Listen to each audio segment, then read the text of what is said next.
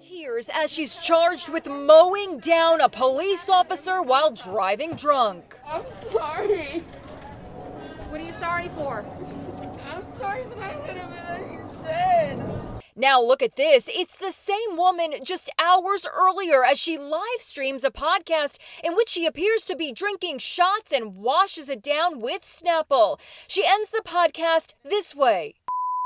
The police. Where are you coming from? I was coming from the studio. I did a podcast.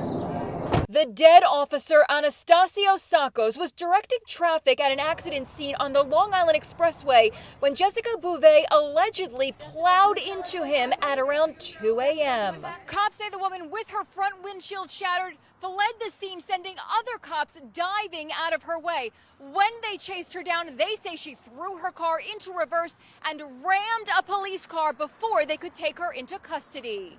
The 32-year-old suspect allegedly told cops she smoked marijuana before she got into her car. 43-year-old Sakos leaves a wife and 2 children. He was a beloved figure in his neighborhood. You're heartbroken. Yes.